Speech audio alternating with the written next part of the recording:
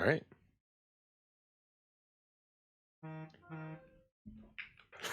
I'm sorry, that fucking threw me off completely the fuck off. Should probably turn my fucking phone off like a goddamn professional. I was about to open my mouth to start talking. We're ready to go. Everyone good to go? Yep, let's go. Let's go. Buzz. All right, for real this time. All right, with feeling. With feeling.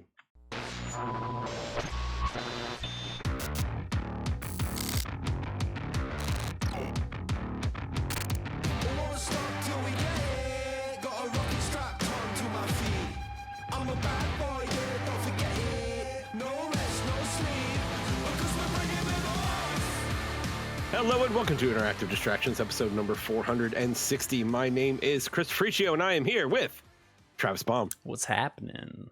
And Jeff Chorney. What up?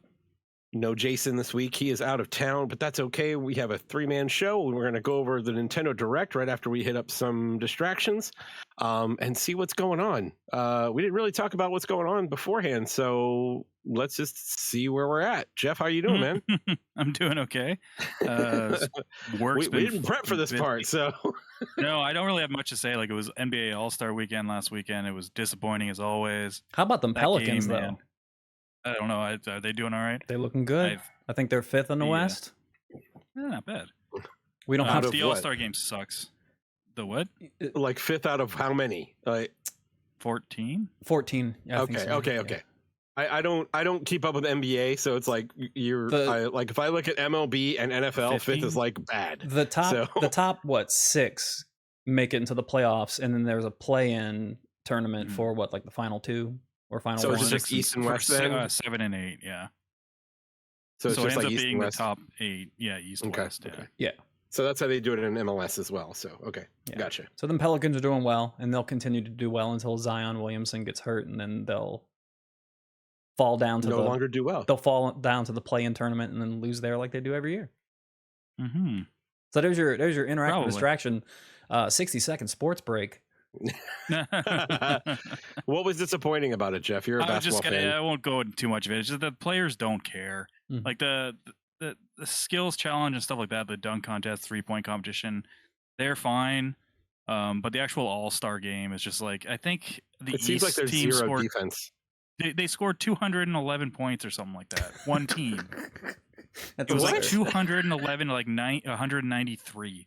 Like there's literally zero D, and they're just chucking shots. From were there like was it like the was it like the MTV Rock and Jock, like the B-ball jam they used to do back in the day? Like it was the celebrity and the pro-am basketball games, and they had like they had like the 5-point. They the do 5-point shot. Didn't have that in the actual game itself, but they had like stuff like that. Right, they did do one cool thing where one of the WNBA players who was drafted first overall, Ionescu is her last name. I always forget what her first. I want to say it's Brittany Ionescu, but I could be wrong. But she took on Steph Curry one-on-one for 3-point shootout. I saw that because she has the record for the most points scored in a 3-point shootout. So she challenged Steph, and they did it. He accepted, and she shot from the NBA 3-point line, which was pretty crazy considering she's used to shooting from the WNBA line, which is about a foot closer. Or I think it's about a foot closer. About so, yeah. Yeah. So, and she almost won. Like she tied the when they did the actual big 3-point contest with like the 8 contestants. She tied the high score of the men who did that, and Steph Curry got hot towards the end that got him the win. But it was pretty cool to see, and hopefully they do that again. I want to see her get a rematch because I think she could probably beat him. Like, shooting is one of those things where you could be really on or really off, and they were both pretty on. And I think any given day can go either way. Yeah, it popped up on my TikTok, and I was like, "Oh, that's a great little sports story right there." That'll be on the ESPYs next year. Yeah, it was cool. But other than that, work's been crazy, and then that's nothing really exciting that I can think of. So. Okay. Travis, how are you, man? Travis. It's been a week, boys. It's been a week. No, I just really like pushing through, trying to refocus on things and opportunities everywhere in life, and you just got to overcome them and move forward. So that's kind of been the overall focus, and then finding the comfort. This has been one of those weeks where like comfort comes in video game form, and that's kind of the only thing that you can do. And just lucky to be in a situation where I have that outlet. That's really great. So not a great week, definitely, but we are looking forward to some good things and stuff like that. And also, my wife and I, right before we recorded, we're talking about possibly being okay with me grabbing that Elgato teleprompter that's out there in the wild. Have y'all seen that thing? I don't know what that is. So Elgato, it makes pretty much like the top of the line, or all basically they're the main name brand for streaming equipment and everything, and they put out a teleprompter, and it basically hooks up on. Travis and I are using Elgato mics. We are using Elgato mics. This is not brought to you by Elgato, by the way. And if they want to sponsor us, we'd be fine with it. We would love you to sponsor. So it's this box that sits on top of your tripod, and your camera goes inside of it, and it's a teleprompter like in any normal newsroom. But since Elgato has thought 13 steps ahead of the situation, it also acts as a third screen. So if you're in an interview or if you're in a podcast talking to somebody, you can actually have the screen. If you're not using the teleprompter for a script, you can actually move, like instead of me talking to you guys right here, looking off camera, I can look straight into the camera, right into your eyes, and still talk straight into the camera. So it's actually it's multi-purpose. It can be a third screen if need be. It's a nice size to be a screen. So, and then hopefully it can because one of my dreams for Indus was not only for us to continue the podcast, but to get some, features out there. And we started doing a couple of more, but just life got in the way, seasonal depression, yada, yada, yada. That's going to happen. But until we get there, that I think that Elgato teleprompter is something that will really get me excited to get back into making videos, especially with kind of things being on the upswing in life and stuff. So that's kind of the general sway of the life of Travis right now. Exciting. Okay. Good stuff. I don't have a ton to add. Trying to plan a trip. I think we were originally going to try and get up to Niagara for early April, but the price of tickets to get up there, I'd be looking at almost $3,000 for the family. Holy fuck. When you were planning the trip, you're planning on the Canada side, right? Yes, but we were going to fly to Buffalo and drive over. That's what we did for our honeymoon too. That's what we did for Buffalo and drove over. So now we're just looking to drive to Indianapolis, and the whole reason for the vacation is to be in the totality line of the eclipse in early April. Gotcha. So we're planning that out.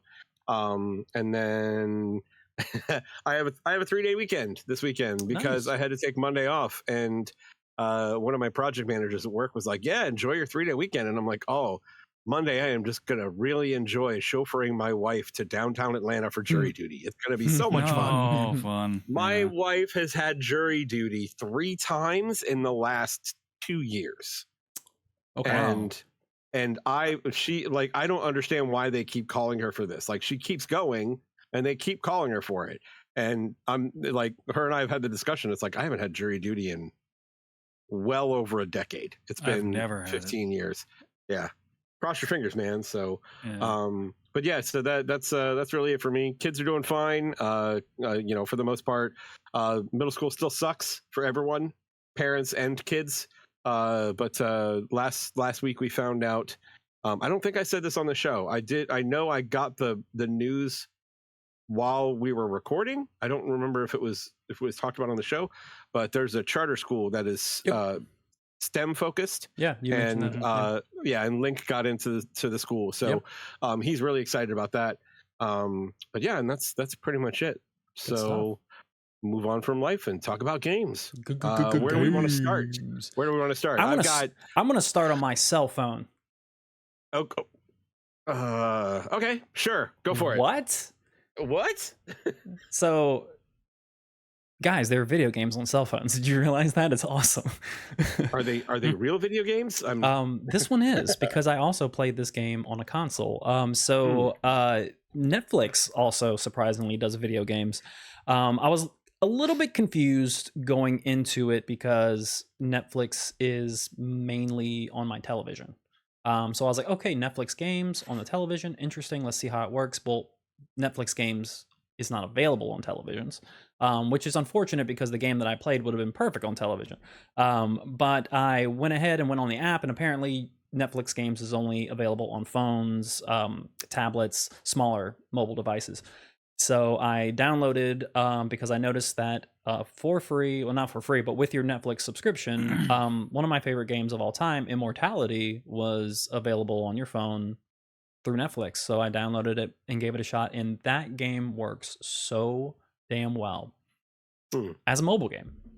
It's shockingly enjoyable in that format. I would almost say I kind of enjoy it more than like sitting on my couch with a controller in my hand. It feels really good. The way you interface with the screen and interact with the movie scenes, it's fantastic. I had a solid top 10 list for video games, my favorite storylines in video games. And after playing Immortality, I had to bump something off my top 10 to put it. I think I placed it around like 7 or 8. I couldn't tell you. But it something got bumped Immortality is somewhere around, if I remember correctly, like 7 or 8 on my list. It's on my top 10 of all time. It is a virtual. If you remember Her Story, it's a full motion video interactive narrative game. So you're basically just watching videos. Well, what Immortality is you're finding out what happened to this this actress, Marissa Marcel. She started making movies in like the 70s. She made 3 movies. The movies were never released, and she disappeared out of thin air. And what you have to do, you have to comb through footage relating to all 3 of these movies, and piece by piece, scene by scene, figure out what happened to her. And you're not just going through movie clips. Every movie is broken down. There are some finished movie clips, but then there are some clips that are auditions. There are some movie clips that are rehearsals. Everything's behind the scenes. So in between, before and after every shot, you got the clacker board, that the slate gets dropped down. So that's kind of what you're looking at throughout, and you're going from scene to scene. And then you move from scene to scene. And I'm going to kind of give you an example. It's an interrogation room. There's 2 people. There's the big window. There's a cup of coffee. And there's an ashtray with a cigarette on it. Anytime during that scene, as you're watching it, you can click on it. And it'll find throughout those 3 movies, you can click on like the cigarette or the ashtray. It'll find somewhere in those 3 movies where someone was smoking a cigarette. And then you watch that scene. And then once that scene's over, you find another thing to click on, and it can be an actor, it could be the slate, and it'll just like slate you another movie, and you just kind of go down this rabbit hole. And as twists and turns start to happen, you find yourself just getting completely sucked in to this world. You almost feel like you're immersed and you found this footage yourself, and you're kind of slowly losing your mind to what this game is about. And it's gets super dark and a little creepy. It does get a little creepy, and it's really great. And there this when you're watching the footage, you can like scrub the footage forward and backwards and stuff like that, because you're trying to find like hidden cuts and secret things and stuff. So it's a really great game. I think it's about a good 8 to 10 hours to really see everything the game has to offer. It's phenomenal. And if you have Netflix, download it on your phone or your tablet, and it'll be there for you. I think it works on laptops too. I think Netflix games is on there as well. But yeah, Immortality is a fire game, and for your phone, it's killer. Cool. All right. Yeah. Does sound interesting. I haven't played something like that. I think Travis talked about it. I did, like, when I first played it. Yeah. It was on Game Pass. It was on Game Pass, and it was one of those games where it's like you just give it a shot, and you're like, wow, that's when Game Pass is like a great value. A game that was never on your radar, probably never would have been on your radar, and you stumble across it, and it just blows you away. One of the best feelings in the world, especially when it's free. So. Yep. Good stuff. What else? Someone else can go. I got other games, but please, by all means. I've been playing more The Banishers, kicking away at that. Are you liking it? It looks good. Yes, I am. It's really good. It's the combat stuff is still an issue for me where some of the combat encounters just get repetitive. And it's mostly because of the hit detection and the lack of like oomph and weight to the combat. But it is opening up more stuff you can do with Entia and Red, like tag teaming and doing kind of like combos. You have to pull her in mid combo and use some of her like spiritual attacks and stuff like that. So that part is getting better. But in regards to story and characters and just like, it's really well done, man. I think you would really dig it, Travis, especially. It's the characters are definitely pretty cool. They're very deep, and you'll be doing these investigations, and like when you're digging in and finding all these clues and talking to different people and finding the motivations of some of the characters and some of the twists and turns that happen, you're like, it really puts you in a moral dilemma, man, when it comes down to you being like the judge, the juror, and the executioner to decide what you're gonna do. And you're just like, shit, like I'll sit there and think about it for like 5 minutes, be like, I don't know what I want to do here. And there was one, like I made early in the game you make an oath to Entia, who's your dead wife, whether you're gonna bring her back or you're gonna send her into heaven or whatever. And I said I'm gonna you know what, I'm gonna bring her back because I'm going to play the selfish dick in a video game, so I'm usually too much of the neutral or nice guy. Like, even with Baldur's Gate, I had that same issue, too. Like, I could not, even when I was trying to roleplay certain characters, I couldn't do it in certain cases. I was a little too nice in Baldur's Gate, too, I think. Yeah. Play the Dark Urge. Pardon me. So, anyway, like, I was like, okay, well, like, I think I said last week, the first kind of smaller investigation you do, to me, it was a no-brainer what I was going to do. And then the second one, or this might be the third one, I don't know. And I was kind of like, I don't know what to do here. So Tanya was like, oh, what are you playing? I was explaining it to her. And then I broke down to her, and I thought I had my bet on not taking this person's life and being like, okay, you know what? I'm going to banish the ghost or whatever. And then I told Tanya all the details. I didn't tell her like the reasoning behind what you do one or the other. I just told her the main points. Right. And she wanted me to kill the motherfucker. So I was like, all right, fine, I'll do it. that pushed me to the other side. I'm like, okay. And the reasoning she gave was good. Like in real life, you'd be like, that's good reasoning. But again, she doesn't know the nuance of how that character's story was presented. So even though I was telling her that might be some kind of like rehabilitation for this character, she was like, yeah, I don't think so. So yeah, but anyway, so it's been fun, and it's getting a lot better in terms of the combat and just the world, and just every new investigation story I'm going to is pretty exciting. Does it feel like a game that you said Tanya's? It does feel like a game. You said Tanya's. Melissa would like it? like Tanya's watching it, so she just watched this one part. Oh, okay. She hasn't been watching it with me. Gotcha. She was doing stuff with her photo stuff, and then she was coming by, and then I was like, she saw that I wasn't doing anything. It was basically like looking at the screen. It basically has like 3 options, and I'm just there like, what do I do? Yeah, so I was just explaining the game to her. So, but I have heard from like anecdotally that it is a good game to have someone watch, a co-pilot, mainly a co-pilot, because of 1, the decisions, and 2, the writing, the voice acting, like everything is really well done. And it's very like the world is just something I'm just interested in. That doesn't happen too often, where because usually if the combat is not that great, I fall off pretty quickly off a game like that, where the main like actiony part is combat. But no, I'm really, really liking it. I'm enjoying it. I think it is I guess what's considered a budget title. It's not saying much, but I would definitely check it out. Up to $50 is budget right now. That's what I mean. Yeah, it's definitely a AA game for sure. Like it doesn't look like graphically it looks really good, but it's something I would 100% recommend on a sale, or if it comes to a subservice, and I would recommend it if you're looking for a game to play and you don't have much in your backlog, and you have a decent tolerance for medium, like I guess average combat, I guess, put it that way. Fair enough. Yeah, cool. That would be a concern for me, because the whole time you're talking about this game and I'm looking at screenshots and I'm like, I'm interested and I want to play this, but it does seem like something that runs the risk of being another situation where I play it halfway through and stop, and then then you're begging me to like finish the game. Yeah. I feel like it's gonna be one of those, because like if the combat is lacking, and that was like I think that was the part about Plague's Tale that didn't really jive with me, because I do remember forcing myself to get to the end of that game, and then of the first one.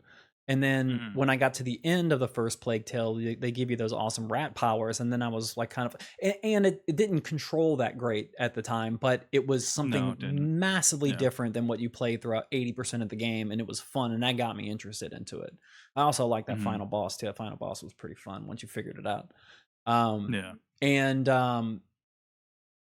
so that was interesting. So I was like, okay, well, at least you'll have that power in the second one. And they didn't do that power enough in the first like 5 or 6 hours that I played for Plague Tale to keep me going. You don't do too much, but there's story reasons behind that. But but you do use a lot of that, and they add a lot more. I think last time we spoke, you said the main issue was the stealth, because it is very stealth based. But they do add a lot more, but it's not like, I mean, it's a totally different game. Yeah, we're talking about. But we're saying that just to say that I'm concerned. Yeah, it's a different concern I think you'd have, because the concern like you have with Plague's Tale, I totally get it, because it's a style of combat that you're not really gelling with, whereas with Banishers, it's a character action game. Like, it plays like God of War. Like, that's what it plays like. You have great. R1 is your light attack, R2 is your heavy attack. You're dodging, you're parrying. But the thing is, just it doesn't feel awesome. And, and sometimes sound effects just don't work when you're hitting enemies, or like they're hitting you. So it just, at times, it just feels empty. It just feels, like, okay, you know how like some first-person shooters that aren't a first-person shooter first just feel off, like Fallout. Like Fallout's 4 a great example, or Fallout 3. It's like that, but in like melee combat. Ooh, it just feels a bit off. It doesn't feel as bad as like Skyrim or Oblivion, and I'm saying that won't people get mad at me. Those are great games for the times. But you know how like Oblivion especially, you basically just swing a sword and then you hear grunts. Like, it wasn't a lot of like very floaty. Yeah, it's kind of like that with it takes you out of the experience at that point. The what? It takes you out of the experience in a lot of cases. It does, and that's the thing. It doesn't happen every time. That's another thing. Like, it's sometimes the enemies will react to when you hit them. You'll hear the sound effects. It sounds crunchy. It sounds good. But then sometimes they just don't. And I've seen people be like, well, you're fighting ghosts a lot of the time. I'm like, it doesn't fucking matter. It's a video game. Like, I'm pretty sure there's supposed to be more sound happening here, and I'm not sure if it's a bug Sounds or like what. But I think it's a combination between that or hit detection, because just the hit detection, if the hit detection is off a little bit, it just doesn't register a sound, even though you're doing damage. It seems pretty accurate to me. Like, when I punch stuff as hard as I can, it makes like no sound whatsoever. So, yeah, exactly. There you go. Yeah. But no, it is good. Like, the thing is, when you watch that trailer, like I'd recommend both you guys watch the launch trailer, and you look at it and you're like, that combat looks fucking awesome. It does look good. And and then when you play it, you're like, I get it. It just doesn't feel as awesome as it looks when it's in trailer form. Yeah, but again, I don't think it's not bad. It's just the weakest part this game has, which is, I mean, it's saying a lot actually, because everything else is done so well. Right. And and I mean, I thought it was gonna be crazy, but it's got like, I mean, I think it's averaging in the 80s or something, which is for its reviews. Fantastic. Which yeah, for a AA game to get those kind of reviews, that's great. Yeah. Okay. But yeah, it's good. And then the other stuff is just kicking away at infinite wealth still, but I've I hit a wall when I got to what's it called, Island, just because I didn't want to do it. Dundoko Island, but then I pushed myself through it. It's really not that much you have to do until we can leave. It's like 3 days, three in-game days, and exactly, and that's really fast. And then I'm just a little bit past that, so I'm getting back into that too. So I'm kind of juggling those. The other one's Helldivers, but I'm not sure if Chris is going to talk about that. So Yeah, I didn't play a ton of Helldivers. I want to play more Helldivers. Like, we need to play more Helldivers. I have a lot of fun playing that game, and it's one of the few that it's like the friendly fire. It's there, but it's not crippling, and a lot of times it's crippling. It's crippling, but in a fun way. It's crippling in a fun way. It's not do missions. Yeah, it's well, that's the thing. It's like the friendly fire. If you end up killing one of your teammates, right? You have so many reinforcements that it usually doesn't hurt the mission much. That's what level are you at? Have you played much since last time we played? I'm still real low. I think I'm level 8. Yeah, I'm like level 8, I think. Yeah, if you're pretty heavy and you start getting like because you have to start putting the difficulty up at some point because you just get more different like missions, it seems. It does get to the point where you could be towards the end, especially if you're like doing all the side objectives in a map, where you might have like 2 or 3 reinforcements left. Like I played with Saspa the other day, and we had like I think we had 1. I think we got on the thing. One, and he almost died getting on the ship. Well, so he likes to look at grenades and holes, so you know. Yeah, he does. I got to play with let's see, I think it was Slugga, Johnny as a boy, and Vladric at one point, and we were playing on challenging, but they're way ahead of me. Like I think they're on there a lot. I think Johnny is at like level 18 or something like that, so they're up there. But super fun game. Like the concept of I can't remember what they call them, but like bringing down the turrets and stuff pods? Like that. Yeah, all the drop pods. I can't remember what they call them in game, but like that stuff's really, really fun. And like all the different like orbital strikes you can get, and like it's just really, really cool. Fun game. Yeah, we absolutely need to play that some more. Its biggest issue is the servers, but they apparently very much so fix those. I couldn't get in. I think I played a bit. I'm trying to think when I played with Bob. It was that was during the week, but on the weekend there was one match play with some people. It took about 10-15 minutes, and then I couldn't get in at all on Sunday when I tried, or so like I just gave up. I'm like, no.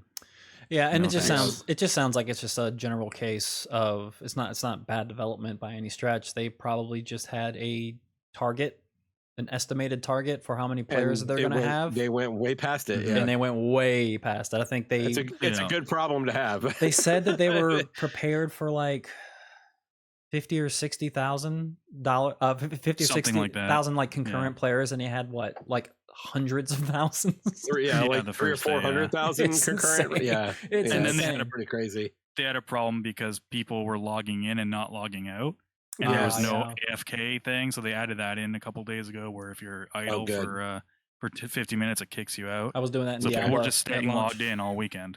Yeah, it's like, all right. I did notice that if you before loading the game, if you stay out of the game and then join a person's game who's already in, that's an easier way to actually load into. That's usually the case with a lot of games like that. They prioritize people that are with other people that are with other people, right? But it still took a while. Like there was like I did that with on the day when we were playing that 4-player, and it took a good almost 5-10 minutes just for me to get into the game. It's like waiting for a spot to give me, that kind of thing. But yeah, it's really fun. I really like it, and I'm looking forward to playing it some more. Word. That's all I've been playing though. That's it, Chris. What about you, man? What you... So I'm almost done with Final Fantasy remake, Final Fantasy 7 remake. Is Red 13 in this game? Because I swear Red 13 was in this game. He is? I am on chapter 16 out of 18. I have not fucking seen. I think you get him Red like 13. Just before the end credits. Okay. Then, what the fuck? Boys? Okay. I'm not even super exaggerating either. I know Chris, it's really late when you get him. It's right after the 12-hour laboratory dungeon that you have to go through. The 12-hour laboratory. Fuck you. I'm not joking. It's probably the worst dungeon in the game. Oh really? Yeah, I think so. It's just it drags on like crazy. Like when you're ascending the Midgar rubble. That's where I'm at right now. Okay. All the different rooms, and you're gonna feel like that goes on too far. No, not ascending the building, when you're ascending the wreckage of Sector 7. Yeah. Mm-hmm. Okay, that feels like after a while it's dragging on for a little bit too long. That drags on. Okay, the laboratory is like ×5. Ugh. It'll be bad. That's the thing. It's like I actually feel like what I'm doing right now is dragging on longer than that did, because at least that had combat to break it up, break up the monotony. But now it's like I go up a flight of stairs, I have to go look for someone, and I get a key card, and then I got to go up another flight of stairs, and then I meet the mayor, and the mayor says to go up a flight of stairs, and it's eternal. It's like and there's no combat, so I've actually it's taken me like. Chapter 15, the ascent of Sector 7, the destroyed Sector 7, I did it in one night. Mm-hmm. I've been on Chapter 16 for like 3 nights, because I start to drift off, and it's like, I'm playing late in the evening, and when I've had hard days at work, it's sometimes you're just, you need the action to keep you in it, and I just start be like, just kind of losing it. Yeah, I had a couple of gripes with that game. I thought like environment textures were bad, like for the majority of the game. I haven't noticed that. Really? Like I haven't had find any door. Really? I was gonna say it's not even that great in the new one either. Is it? Oh, okay. Is it maybe because I'm on PS5 instead of PS4, or did you guys play it on PS5? I played it on PS5. Okay. I haven't really paid attention then. I'll have to look a little bit closer, but I will say this, one of the things that I did is I did switch it over to classic mode. How do you like that? The what is it, Integrate? The one that comes with the Yuffie stuff. It's they allow you to do classic with normal. So I'm playing on normal and I'm playing classic mode, and I'm enjoying it more. I've noticed that the combat is less of an issue. Because the computer's better at blocking than I am, to be honest with you. But yeah, it's been less of an issue. Like I always start out with Cloud. Like right now, on the the party that I have, there's only one choice, right? It's Cloud, Tifa, and Barrett, and so I'm playing. I'll let Cloud wind up. He gets ATB, and I'll do one of his moves real quick, and then I'll flip Tifa and let her do hers and get hers off, and then I'll flip to Barrett. And Barrett is, I don't know how I ended up with Barrett as the one that mainly heals, but Barrett is the one that mainly heals. And I think it's because it's weird, right? But I think it's because like I don't know what it is, but like Cloud and Tifa do so much damage compared to Barrett. Like I've Tifa's using the feather gloves and the special attack that comes with the feather gloves, where she like jumps all around and hits the guy like 18 times. It does so much damage. I'm like, I'm just going to keep them doing their thing. So Barrett flips between unloading with his machine gun, casting spells, and healing. So just unusual way that worked out, but yeah, I'm still enjoying it. Chapter 16, there's 18 chapters, so I'm hoping to finish that up before Rebirth comes out. You might want to, honestly, dude, you might want to take a break before playing Rebirth. I probably will. I probably will. I said I probably will. I've actually got another game lined up that I want to play, and I'm actually thinking, I'm looking at this year, and I'm like, where am I going to fit in these backlog games that we talked about? So I'm waiting until maybe I'll throw one of those in there, like Last of Us or something like December that. 29th. Yeah, I gotta get it all in then. Yeah. But yeah, I did pre-order Rebirth, and I'll probably take a break beforehand. But I do want to do, after I'm done with 7, I am going to go right into the intermission part that they've got. I didn't even do that. I forgot I had it. I don't remember why, but for some reason I really liked Yuffie a lot. So I want to make sure that I get a chance to understand her character in this version of the game before we jump into the next one. So let's see. I don't have a lot to say about my last game, but I did get I reached out to Limited Run, and they sent me a code for Arzette, the Jewel of Faramore. Nice. And I don't know if you guys have seen this game, but it's essentially I don't know what you call it, a parody or a love letter to like the CDI Zelda games. Oh my god. So and like so much so that the name of the company that developed it is CDI, as in SEEDY EYE. So CDI Productions, and like the logo that they display almost looks like it's very similar to that. But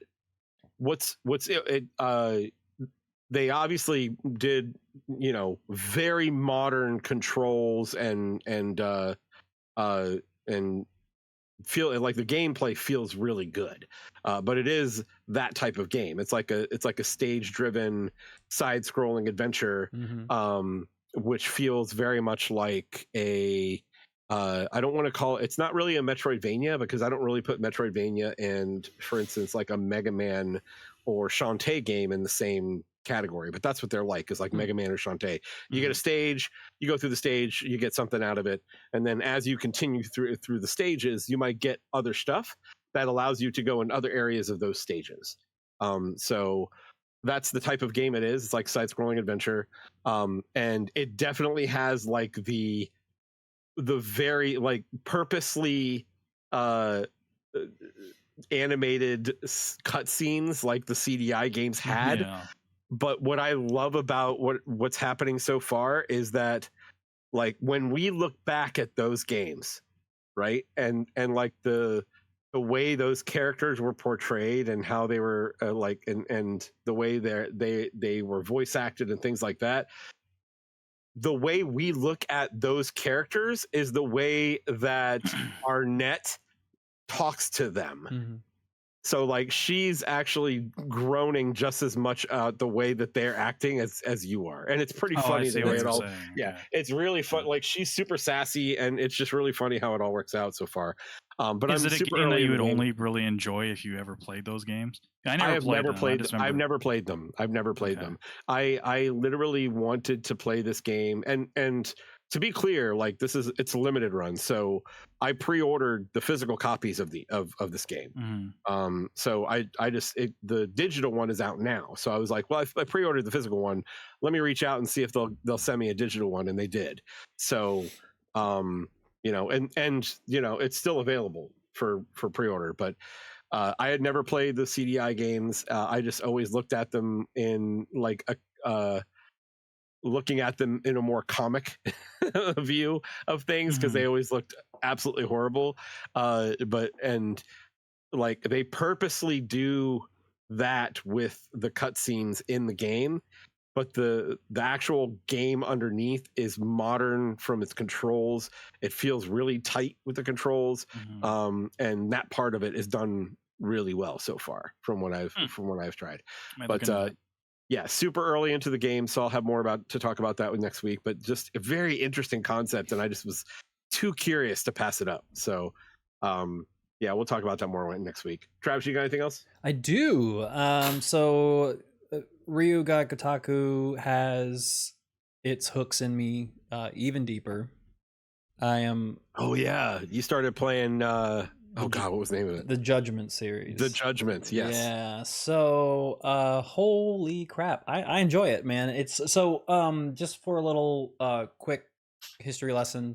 RGG developed Yakuza. It's always been an action brawler, and now it's an RPG. But they still wanted to keep their action brawler roots, so Judgment exists.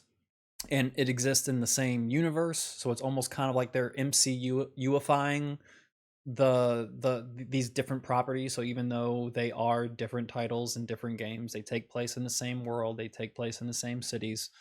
So you know, I fell in love with Ichiban going around in Jinjo and all those, and now I'm in the sequel of Judgment. I'm in Lost Judgment, and I'm in Jinjo, and I'm like, holy crap, this is like my first Yakuza city, and now I'm back here in another game with another character, and it's just fun to have everything so interconnected. And I think that just makes the soap opera of everything so much more powerful, because very, very few games it just has such a connecting tissue to the rest of the world. It's really impressive what they did. The director recently came out and said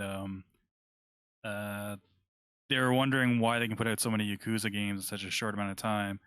And he said that they don't focus on creating like brand new experiences. They, in terms of like levels and like settings and everything, they want to focus on the characters, because a lot of those games use the exact same assets throughout them. But they're just like, but the characters and the stories are told so well, and they make just enough choices to make you like interested in them, just like regular sequels would. And I think that's an interesting way to look at it, because not a lot of games do that. Yeah, they do. I'm experiencing kind of like a whole new world with this game. I'm seeing stuff that a developer's doing that I've never seen other developers do consistently well. And so real quick, back to Judgment. I was nervous going into this. I was happy that it is free if you have the second tier of PlayStation Plus. The second tier, PlayStation Plus. Yes, they're all on Game Pass too. Judgment is not on Game Pass. All the Yakuza games are. Judgment and Lost Judgment are not on Game Pass. But they are free on PlayStation Plus if you have the second tier. So I got to play them both there. So Lost Judgment 1, I mean, I felt like I was right at home, because the moment-to-moment gameplay is exactly the same as what I experienced in Like a Dragon. Except when you get to the combat, it's more of the action brawler, and I was nervous getting into this. I was glad I didn't have to pay $40 for it, because it stuck in my mind that I played one of the Kiwamis when they came out, and I just did not like that game. I was like, I kind of see it, but it's not for me. So I knew I was taking a gamble jumping into Judgment, and I absolutely love it. It took me a while to get used to the combat, to like kind of figure out like how the combos and the combinations work and stuff like that. And they do have stances, so it's swapping stances and stuff, but it's not too bad. It's your general Yakuza. I mean, it is Yakuza, just it not in name. They wanted to keep making, you know, the game that brought them to the party, and it's a really, really great story. They have dialed down a lot of the tongue-in-cheek goofiness that you see a lot in Yakuza.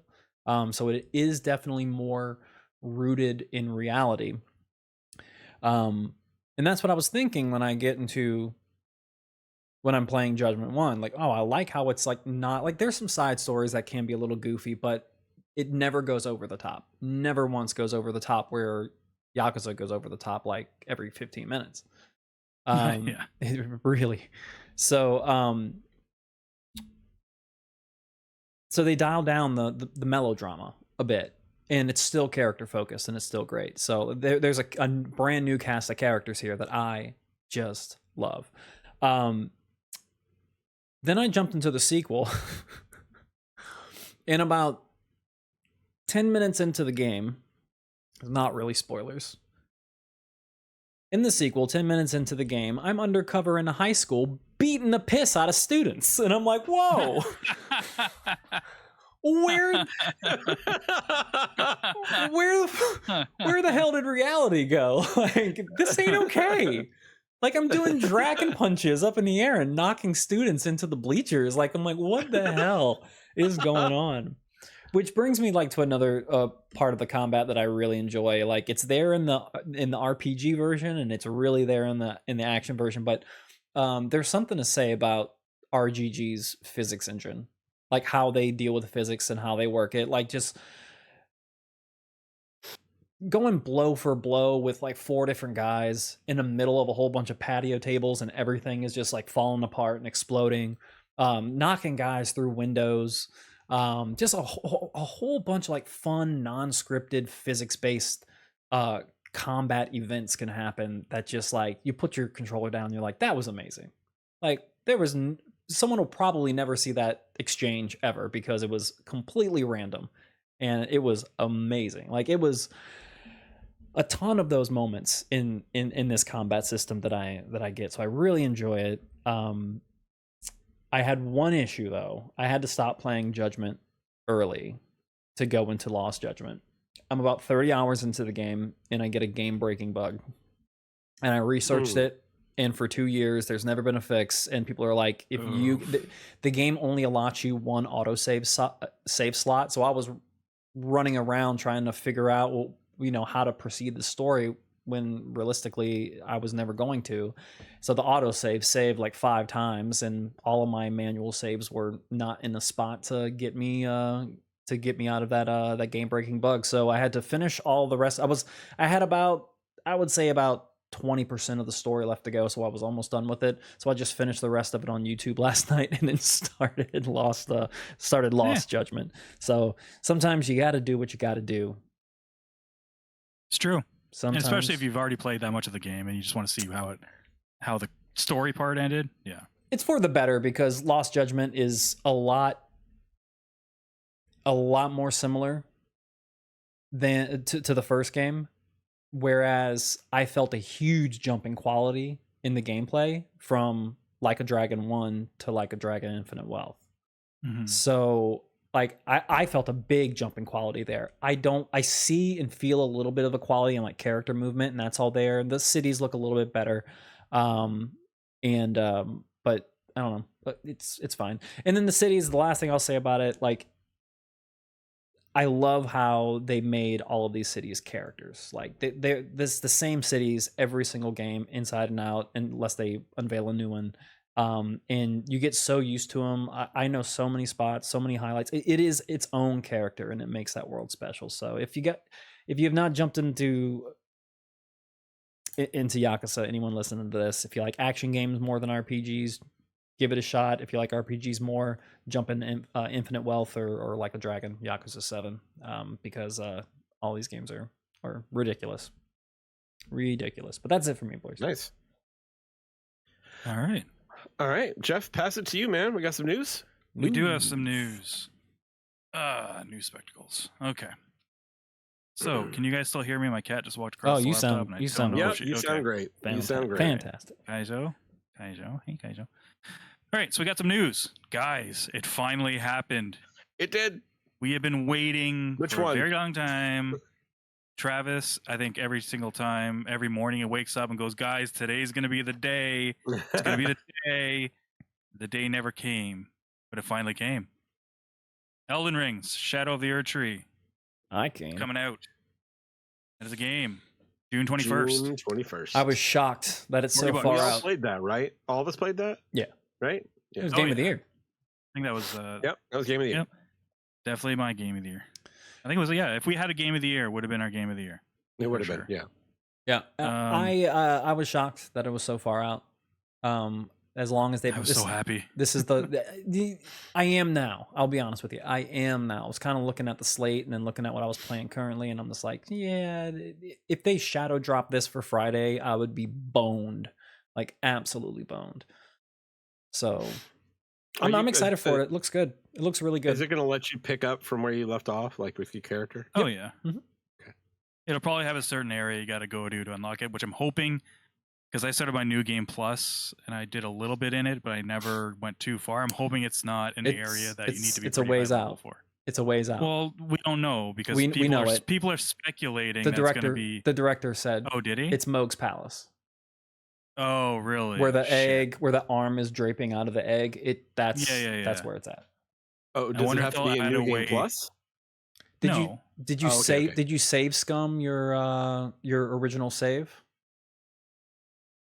Because you can save you can save scum. You can save scum your original adventure and then go play New Game Plus all you want, but you always have that new adventure to go back to, so you don't have the difficulty spike for the DLC. That's what I did. I just held on to my original character, and I have not touched New Game Plus yet. Believe it or not. Yeah, same here. Yeah, I haven't done New Game Plus. I even saved mine at a point where I knew I could go back and get all of the endings. So. I was on New Game Plus 2, so I was on my third playthrough of Dark Souls 3 when the Ring City, the final Dark Souls DLC, came out, and that was my biggest regret as a Souls player. because it was damn near impossible to finish everything. It was brutal. And then the optional boss, I had to actually start a new game and play the DLC on the original difficulty just to beat that boss. I could never beat that boss on my original save file because the difficulty was too high. Yeah, it was too high. Well, that's gonna fuck me then if you have to get all the way there, unless they add like unless they add some kind of like fast track way to get there with it. But they may. Yeah, then I'm screwed. Now I'm actually because I was gonna say I pre-ordered it, and I like never pre-order DLC unless it comes part of like a like you know, like a deluxe edition. But if I have to play all the way through to that part again, that might change things for me. Lords of the Fallen did something really, really interesting. So you can go into, after you beat the game, they give you a couple of options. So you can beat the game and you can stay in the game that you're in and just like do all the in-game stuff. You can choose to start a game over again at the same difficulty. So if you just want to like stay at your power level, but just like replay the same difficulty, you can do it. Yeah. So they call it New Game Zero. You can do New Game Plus. Now, when you are in New Game Plus at any bonfire in that game, not at any bonfire, you can actually go back to the hub world and you can revert your New Game Plus back down to the standard new game. It's really neat. It's really neat. I don't know how they do it. For what it's worth, what I did in the New Game Plus was very easy. Like I ran through the beginning part of that game. So maybe like I got to, I guess, where you're at the lake, whatever that is. Oh, you can sprint through. I can't remember. You can find videos to sprint through in like maybe like 40 minutes. Oh no, I know. I'm just mean for difficulty reasons. Like if I do get there, I'm not too worried about the difficulty spike. It won't be really.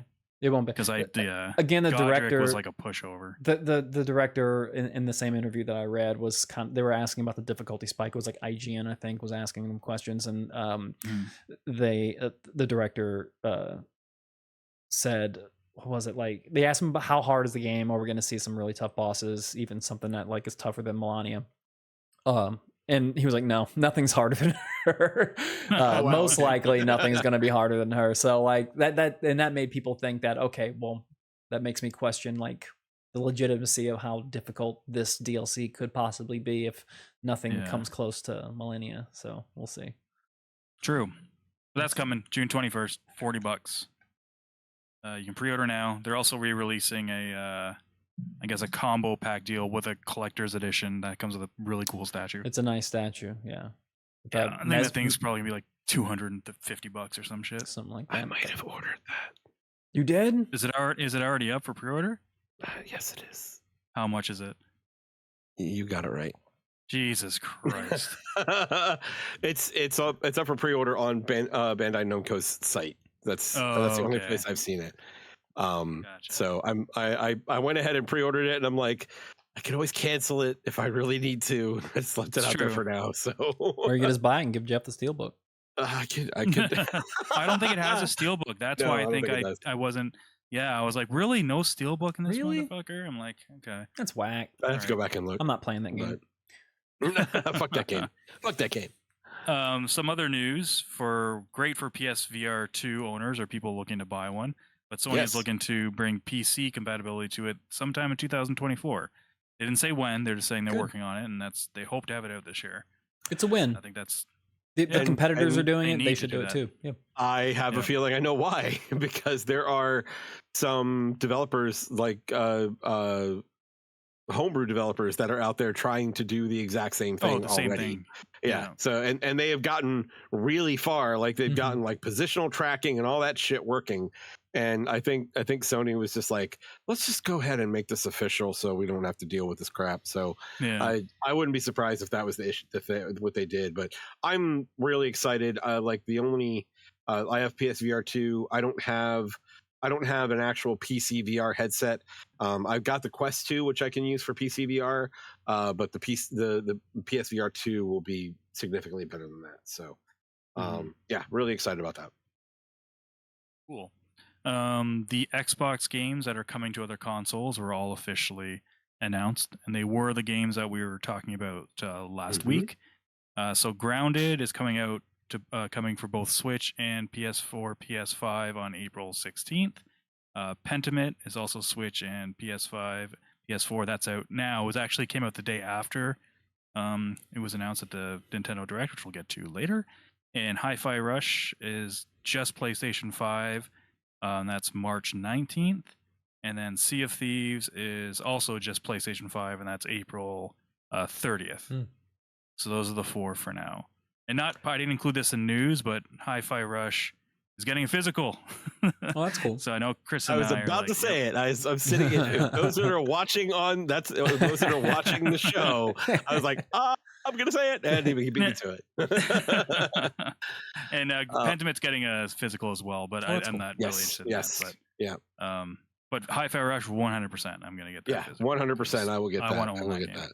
Game Pass did get a little bit of a win though. They shadow dropped Dead Island 2. Oh yeah, Dead Island 2. Really? That just shadow dropped yesterday or I don't think it was cool, meant to be a shadow drop though. I think someone fucked up because you had to get to it in a very specific way, and then they finally were just like the next day were like, okay, yeah, I think because I mean everything kind of shadow drops in the Game Pass, doesn't it? When it's not day one, it's just kind of like, oh. I guess it kind of does. Could Yeah, be wrong. you're right. That's just a bigger title that's still new. It hasn't even been out for 6 months yet. For that long. Yeah. But yeah, it's on there now for sure. And I guess it was kind of shadowed out because usually they do like a games coming this month, and that wasn't on there. Yeah. So. Well, if you want a game that if you want a game that definitely does not have any floatiness to it, that is an awesome combat game. I have about 15, 16 hours into my Dead Island 2 playthrough, and that is a fun game, man. Yeah, right. That is a fun game. That's right. It's a pure dopamine hit. It's just constantly meleeing the crap out of zombies. I played the first one. So I think I didn't play the second one. I do find myself just wanting to play Dying Light though, because the not having the parkour is extremely noticeable. It's just better with parkour. It just is. And verticality, like that world they made in Dying Light 2 was phenomenal. All right. Good stuff. And the other big thing was, of course, the Nintendo Direct. Yes. Which happened on the Tuesday, I believe. Might have been the Monday. I don't know. Days are days, and I'm old. I don't remember days. It was a day that ended in sometime. Exactly. So we are going to do a Nabeshin hype meter for the Nintendo Direct. We're going to do this one quickly because there's a lot of stuff on here, even though it was only like 23 minutes or something like that. They showed a lot of stuff. So don't get upset if we don't talk about your favorite game, if we mention, or if we gas or whatever game you like. It's just probably not. We haven't seen enough of it yet to be like, ooh, I like that. Let's just put it this way: like Immortality, if that was on here like a year ago, we probably would all gas it or meh it. But Travis played it, and it turned out to be like a good game. So it's just we just might not know enough about these games yet. So, and to be honest, not all of us are on our Switch all the time, as much as the other places. So, especially Travis. I don't even know if he owns a Switch anymore. What are the levels, Jeff? The what? What are the levels, Jeff? I'm getting to that, Chris. Thank you for asking. Sorry. If we are very excited for something, it is obviously a fuck. Thanks for asking, Chris, because now I forgot what the top one was. Nice is second. Oh, super motherfucking truth. Motherfucking truth. Okay, yeah, that's right. If we are looking forward to it, it's a nice. Yeah. If it's just we're kind of indifferent, we're just kind of like, okay, whatever. It's a meh. And then if we really don't care, it's a who gas. Gives a shit. And this is just our personal opinions. Yes. So let's go down the line quickly. Grounded. All right. Who gas? What game? I couldn't hear you. Grounded. Who gas?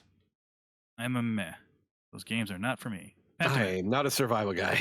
I don't know enough about it. I'm going to say meh for now. Meh. I am also a meh. Endless Ocean Luminous coming out. I have 30 written next to it for some reason. I don't know why. 30 player online. Oh, that's right. 30 player online. Yeah. I didn't put a space there. Coming out May 2nd. Who gas? Did you guys play the first one? The first one I remember got a lot of talk back on the Wii. I didn't. I'll go nice. I think the 30 player option looks kind of cool. Looks relaxing. I'm gonna go who gas. Shin Megami Tensei 5 Vengeance. Nice. I'm gonna go meh. That is June 21st. Also, I will say too, even though these were at the direct, a lot of these are multi-platform. Gotcha. I just didn't write down all the ones that were. Epic Mickey Refurbish. So that's a remake of Epic Mickey that came out on the Wii. Rebrushed. Yeah. Yes. Matt, was anybody asking for this game? I'm gonna say nice. Like, I'll probably check it out. Yeah. I had it for Wii. I didn't play that much of it though. Just saying, you put Epic in the title, it's supposed to mean something. Hey, well, what's his name? Wasn't it Warren Spector had something to do with this one? Was he the guy? I think it was Warren Spector. I'm not sure. Anyway, I'll go nice. That's kind of cool. The Star Wars Battlefront collection, which includes Star Wars Battlefront 1 and 2, is coming out March 14th. Chris is a who gas. Nice. I'll say nice. I'm meh. I never really got into. Yeah, I'm not gonna get this. I'm gonna go with meh for this too. I got my Battlefront fix. Penny's Big Breakaway. This is out now. That was Shadow Drop. That was announced and dropped on the same day. Yeah. And meh for me. Kind of a cool art style, but meh. Yeah. I'm going nice, especially hearing the hype from it since it's been out and people are playing it. It's made by the Sonic Mania dudes, which helps. That's pretty cool. Yeah, that helps. Yeah. Where am I here? Ender Magnolia, Bloom in the Mist. This is a truth for me. This is a sequel. I think it's a sequel to Ender Lilies, which is a Metroidvania, and it's a pretty good game. Yeah. So yeah, I'm all over this. This is right up my alley. I'll go nice. I'm going nice for this one. Yeah. Nice. Arranger, a role puzzler adventure. Nice, optimistic. Nice. Like I'm interested. I'm very interested in what they do with this. Yeah, nice with a question mark. Nice. Yeah, nice. All right. Really, you're into this, Travis? I don't know. I like Yakuza now. Who knows? Yeah. All the shit's on the table now. Who knows? I don't actually believe Travis watched it. That's why I'm trying to. I'm gonna quiz him as we go along and see if he actually knows what we're talking about. What's the main gameplay mechanic in this, Travis? Button presses and movement with like a controller, like a stick. Okay, yeah, it's pretty original, right? And there's music. There is music, and there's people in it. Okay, well, I mean, you're all right in all of those. Yeah. I'm gonna say a who gas only because what it's based off, like those push puzzle type grids, you know, those push puzzle things, Travis, where you push the squares up, down, left, right, and you have to do like a puzzle. It's like that, but that's how the movement and everything's done. And those games drive me nuts, so I think I'd be really terrible at it. So that's my opinion on that one. Unicorn Overlord. Truth.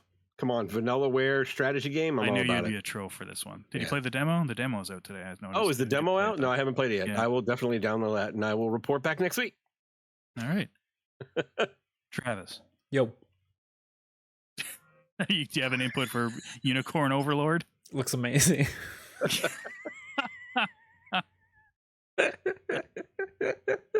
I'm gonna say meh. Again, I think it looks great, but not my thing. Monster Hunter Stories Remaster. Actually, this one looks interesting. Nice. I'm good with this. Like, I like the Monster Hunter world, and it's an RPG, so I'm, I know that I think my wife has the DS one. Maybe I'll go back and look at it, but yeah. I was going to ask if you guys have played it, because I never remember hearing about it, and I didn't know. That's cool that it's remastered. Yeah, it was a 3DS. It was a 3DS game, or at least the first stories was. I think there's two of them. I don't remember. I missed the 3DS. It was a good time. South Park Snow Day, March 26th. Hell yeah. Who gas? I don't like South Park. Fuck that. I think it's pretty funny. I will say nice. They've hit home runs with their South Park games, man. I'm gonna go nice. They have been good. I'm gonna say meh, just because I do think South Park's great. I just don't really play the games. Sword Art Online, Fractured Daydream. It's a meh for me. Meh for me, yeah. This one's a meh for me too. I was gonna try to ask you guys is that the one I'm thinking of that looks like every anime game? Yeah. Okay, yes, that's what I thought. That's right. Yeah. Gundam Breaker 4. I don't remember. I'm who-gassing this one. I have no attachment to Gundam Breaker. Yeah, I'm gonna go who-gass. Yeah, I'm not a big Gundam person either. But... Give me Robotech or nothing. There you go. That's the one you like. I was gonna I don't think this is the one that Travis likes. That's right. Super Monkey Ball, Banana Rumble, June 25th. Probably the biggest announcement of the show.